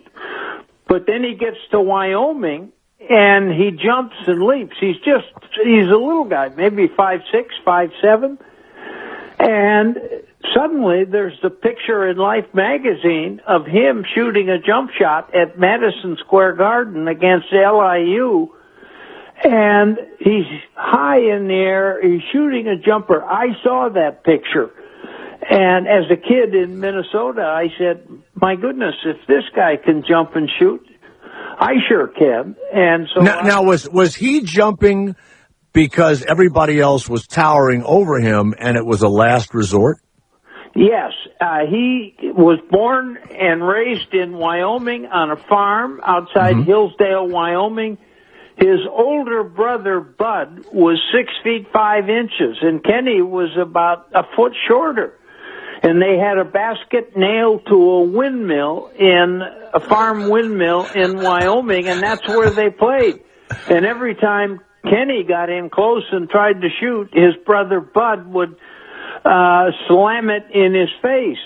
And so finally, Kenny decided, well, maybe if I jump up and shoot, I can get the shot off. And sure enough, he did. And that was, I don't know that he was the absolute first jump shooter. There are a lot of guys who've done research since my book on it who can go back even further, but he's the guy that's been popularized as Kenny Sailors. the first shooter. And unbelievable, because when you attach the basket to a windmill, the windmill is going around. I mean, let me ask you a question. Was it attached to the windmill, or did you have to duck when the blades came down? When you said basket, Steve, did you not think that basket attached to a windmill had to sound odd? You mean like one of those water pump windmills, one of the smaller ones? Yeah. Right. And the blade turned, but it had a structure that went up that was 20 feet. You could nail a basket to the side of it, but it's a nice comic shtick to try to think of a guy watching a basket turn on a windmill. Well, that's my job. That's my. So now, when you, it is funny because I would have thought. Now, this is the generalization that a black kid would have been a first kid to do a jump shot. That's what I would have thought if you were asking me. I was surprised that there was this little skinny Wyoming white kid that thought of it, but his reason was he had to do it. He had to do it, but there's another reason why there weren't black kids. They were not permitted to play basketball. The racial stereotypes of blacks, they were too muscular to shoot, they couldn't jump, they couldn't run patterns, they couldn't obey coaches, and they could not take whatever talent they had into any higher level of basketball. The first black jump shooter I found, and there may well have been more before him, but there was a guy in Indiana who played high school ball in Gary, Indiana, named Davidge Minor. And he was the first one that I found, and he was just a wonderful guy. And he was. What year was that? You got Sailors in the 40s, the white guy, shooting at the University of Wyoming, was it? Was it? Yes. Okay. And then Davidge, the black kid, when was he in Indiana shooting? He was in 1941 and 42. Actually, Okay. sailors discovered his at that basket in Wyoming in 1934. And then along comes Davidge Minor 4 or 5 years later, the first black guy I could find who was a jump shooter. And he cranks up a jump shot in the state tournament because his high school team, led by him, was that good. And he kind of popularized the shot in that area. So when I started looking for people in certain areas who were known for having popularized the jump shooter, everybody said, you got to talk to Davidge Minor. Well, I talked to him on the phone, interviewed him maybe a half a dozen times. He was delighted to have somebody pay attention to what he felt was a unique shot, his shot. I said, I'll send you a copy of the book when you send me a signed approval to tell your story. He says, I'm signing it. He goes back to down to the mailbox, drops the mail letter to me in the mailbox, and drops dead at the mailbox. Get out of here. No. Get out of here. Drop True dead story. at the mailbox, sending the letter to tell the story of me being maybe the first African American to do a jump shot, drops dead at the mailbox, Steve. That's correct. He was giving me permission to tell his story. And so he never saw the story that came out in my book, The Origins of the Jump Shot. Thank God he could push that flag up so that the postman knew that there was a note in there. He had enough strength to push that note, that flag, that red flag. Well, he was a wonderful interview, and of all the guys, he was the most cordial and the most excited because he had nobody pay attention to him and his game because of the racial stereotypes and prejudices of that period. So to have a white guy, a writer from California, start grilling him about who he was as a basketball player, for him, that was a special treat and an honor. John Christgau, am I saying it right? Christgau? Yeah, that's it. Like Christ and then G-A-U. Yeah. Now listen, here's the question. We know the jump shot. A guy comes down against me. You're 6'1", 6'2". You come down against me. I'm 5'8". I got to shoot over you, right? But when I'm wide open and I'm at the 3-point line, or let's say I'm wide open at the top of the key, wide open, or I'm 6'4" and no one's, why is it that the jump shot, why wouldn't you only use it to jump over people or to maneuver at the bucket? Why is it that the the set shot with the two hands isn't accurate? It would seem like you'd be more stable. You're stable on the ground, you're wide open, but we still jump shoot. You would have done very well coaching in the 1940s. Well, you know what, Steve? A lot of people said I've been very funny in the 1940s also. I'd have been way... now, but... Well, wait a second. No, you mean to tell me that me standing flat-footed and wide open and using my body properly and pushing that ball up there, is it more accurate than a one-handed jump shot? You're not going to be flat-footed and wide open in basketball today. There's going to be a guy inside your jockstrap. I know that. I realize it. But I'm asking, why wasn't it isn't the set shot a more controlled shot if you have it? Sure, if you can get it off, but you can't with some guy who's your height, who's right up tight on you, and who can jump as fast and as quickly as you can. So if you can't jump a split second ahead of him and get to the peak of your jump, you don't have a shot. And so the day of the two-hand set shot, which I had as a young player in the 40s, that's gone because... Wait a minute, how would you score then if everybody has their hand in your face? And was the game like 12-10? I mean, were the scores really low? Yes, they were. Oh, okay. So it was boring. It was boring. There were game scores that were just that way. They looked like football games. Wow. But that era passed because guys who were short and who wanted to have an opportunity to shoot over taller guys, they discovered the jump shot, and it's here forever, and it will be here forever. And this guy, Steve Curry, who is... oh, yeah, unbelievable. He's unbelievable. Yeah. Not just the shot and the accuracy of it, but the range. That 40-footer he buried Saturday night against Oklahoma Thunder. If you see the picture, there's a still shot. You can look at it, John, and I don't know what newspaper it's in. There is a picture of him hitting it, Steve, and they have the crowd behind him, and you have never seen such sad faces in your life. It's the Oklahoma City people, I'm sure, but there's a lot of them. It's as if your little tiny picture is in the middle of the entire computer screen filled with people that are just really sad. And how tall is he? What is he? He's 6'5"? about 6'1". No. His running mate, Clay Thompson, is 6'4", 6'5", but I think he's only 6'1" or 6'2". So he's a little guy. In basketball today, he's a little guy. And I would have been one of those sad faces had they had a camera in my room while I was watching the game, because I was convinced the Warriors were going to lose. And to see this last-second breathtaking shot, it's the most exciting shot I've ever seen in basketball. Wow. And it'll be a long time before anybody does that again.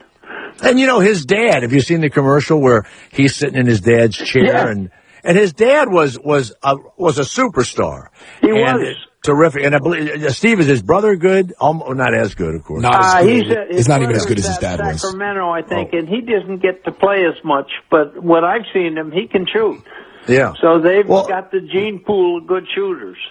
So John, let me just say, it was Kenny Sailors that you wrote about and I read about, and then in his obituary they mentioned you, and he was considered from Wyoming, maybe the first guy. And give me, what's the black fellow's name again, the dot at the mailbox? We want to give him credit also. Minor. Davidge Minor. Minor. Dave Minor. Well, okay. He never got to the pros. He could have been. He should have been. But 1941, there were no black pros anywhere. Mm-hmm. And so Abe Saperstein tried to sign him to play with the Globetrotters. And I think they got $6 a game. Wow. And Saperstein came and tried to recruit him and held out $6 to him, and Minor looked at it and said, I'm not going to be a clown on a basketball court. I'm a serious player. Thanks for the offer, but no thanks. And that was as far as his career went. Before we let you go, they give credit to James Naismith in a gym in the YMCA, and he puts up a peach basket, and he had the kids, I don't know what, shoot rag balls or something in there. Well, I don't know why you're laughing. Is that the beginning of basketball? Every historian that I know and read claim it is. And, of course, that's why everybody honors and respects him. And the Hall of Fame is based on Naismith, the Basketball Hall of Fame. So I guess it's just the accepted wisdom of the historians in basketball. He's the guy. But I've often wondered who might before him have been fooling around with the Egyptians. It had to be the Egyptians. Had to be Egyptians. No, not necessarily. I don't know. You'd hook a basket to the side of a pyramid, for God's sakes, wouldn't you think? That'd be a hell of a shot, wouldn't it? Be on an angle and it's a jump shot. John Christgau, can I give out your website? Is that okay? Sure. Yeah, it's John and then Christgau.com. Yeah. .com. And I'd love to hear from anybody who's listened or who wants to talk further. I love to talk about the game. Good. And I thank you very much for your interest in talking with me. If anybody sends you naked photos or videos of Erin Andrews, erase them immediately. Do not open them, John. I shouldn't forward them to you, right? Well, no, don't forward them to me or anything like that. All right, hey, John, Jay. Thank you very much. Thank you. Right, wow. Bye-bye. All right, Steve, that was interesting, wasn't it? It was. Well, it was interesting. I don't think I've ever had an interesting show before. I'm stunned. Now listen.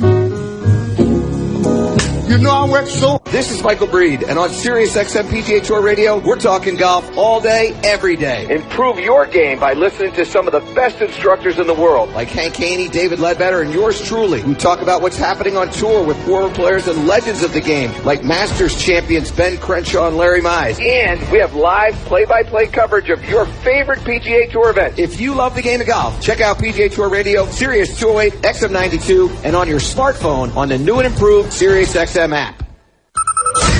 I'm just a sweet old lady who needs help crossing the street. But the real reason I want to get to the other side is so I can steal your identity along the way. While you're holding onto my hand, the RFID reader in my purse is capturing all your personal information. Debit cards, credit cards, even your work ID badge isn't safe. Oh, you have an RFID chipped subway pass? Well, now, so do I. Protect yourself from crimes you can't see with ID Stronghold wallets, card sleeves, and purses. ID Stronghold pioneered RFID blocking technology over 10 years ago to prevent electronic pickpocketing. Even when your wallet is open, imitators don't do that. ID Stronghold wallets even cost about the same as wallets in most stores, but give you extra protection. Visit idstronghold.com and get the original RFID blocking wallet. I'm Walt Augustinowicz, founder and CEO. Protect yourself from crimes you can't see with ID Stronghold. idstronghold.com. You know your kids are smart, but did you know enrolling them in Kumon can make them even smarter? Like 10-year-old Christine. I went to Johns Hopkins and I took a geometry class. The Kumon method is designed to put your children ahead of their peers in math and reading. I've been doing Kumon since I was 3.5 years old. Right now we're doing the Pythagorean theorem. To learn more, visit Kumon.com and join us for a free parent orientation. That's Kumon.com. Kumon, where smart kids get smarter. When you've got a growing business, every hire is huge. That's why you need Indeed.com, the world's #1 job site. With over 180 million visitors a month, your next star employee is searching on Indeed. You can post a job on Indeed for free today. Just go to tryindeed.com to get started. It's easy. Create a job listing in less than 5 minutes and start receiving qualified applicants as soon as today. Visit tryindeed.com to post a free job. Certain limitations and terms apply. Hey, it's Jim Norton. I'm currently on my Mouthful of Shame tour. I'm hitting 35 cities, so go to jimnorton.com. Hold on, let me redo this because I fucking stink. Hey, it's Jim Norton on my Mouthful of Shame tour. Go to my website for tickets. Oh, I suck. Hey, it's jimnorton.com. Go to... I'm tired. Hey, it's Jim Norton. I'm on my Mouthful of Shame comedy tour. If you want to come see me, go to jimnorton.com for tickets. It's a 35-city tour, so maybe I'm in a city near you, or the city you're in. Sirius XM Comedy Greats. Sirius XM Comedy Greats. Channel 94 and on the Sirius XM app. Rediscover some of the most epic, historic Grateful Dead live concerts. Each performance hand-selected by Deadheads as one of the finest in the band's 15-year history at New York City's legendary Madison Square Garden. New York, not the ways. Catch unedited, complete Garden Party concert encores all next week, 3 times daily. On the Grateful Dead channel, Sirius XM 23. All right, listen up, because this is the most important thing you're going to hear all day. What if I said you could make money flipping houses without any cash, credit, or manual labor? And what if I said you could do it part-time from the comfort of your home? Sound unflippin' believable? Hi, I'm Preston Neely, and I'm going to prove it by sending you a free copy of my smash hit selling book, How to Get Rich in Real Estate. It sells online for $19.95, but I'm giving away free copies this week. To get one before they're gone, call 1-800-961-9782. I used to be so broke. I had my electricity shut off 9 times, but I figured out a simple way to make money flipping houses without even breaking a sweat. Now I'm living the good life, and so should you. Listen, if you're sick and tired of stressing about money, this book could change your life. Hands down, it's the fastest, easiest way to get started in real estate. Let me prove it. Call right now to find out how to get your free book. When they're gone, they're gone. Call 1-800-961-9782. 1-800-961-9782. I started drinking when I was 13, and alcohol eventually led to cocaine, ecstasy, and meth. The result was multiple brushes with the law, a fed-up family, and bleeding ulcers so bad that I couldn't eat or sleep. I was a bright kid with a lot of potential, but drug addiction had taken away everything that I valued. Finally, my loving grandmother had enough and gave me an ultimatum: go to rehab or get out. And thank God she did. My life is so much better now. I'm a recovery advocate for the I Recover helpline, and I get to help people who are sick like I was. Alcohol and drug abuse destroys families, but there is a solution.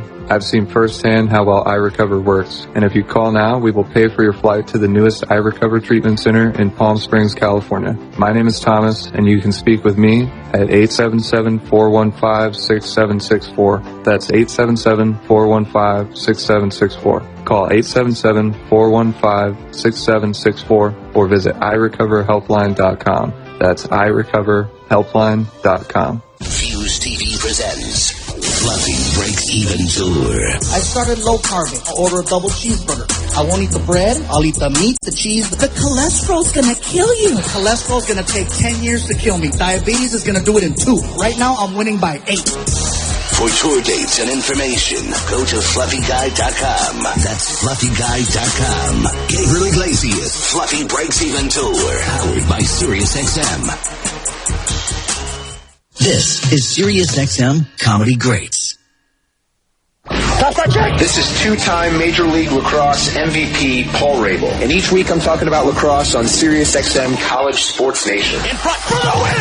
Lacrosse is America's fastest-growing sport, and every week we'll discuss both college and pro lacrosse, plus talk equipment, strategy, and ways to get your kids involved in our game. It's the Lacrosse Show, Tuesday nights at 7 Eastern, only on SiriusXM College Sports Nation Channel 84, and on your smartphone on the new and improved SiriusXM app.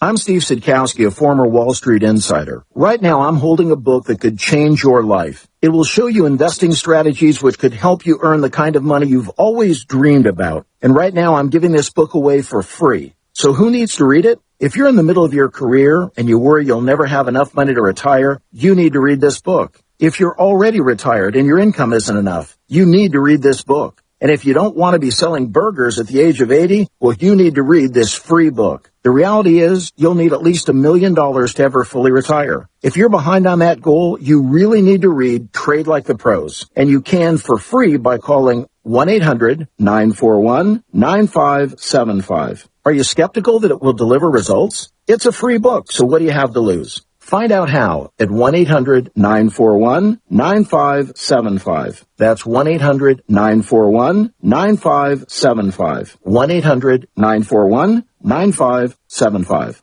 You know your kids are smart, but did you know enrolling them in Kumon can make them even smarter? Like 12-year-old Pranav. I've taken 11 college courses, either physics, calculus, or chemistry. The Kumon method is designed to put your children ahead of their peers in math and reading. I like the challenges that I faced in the Kumon program. To learn more, visit Kumon.com.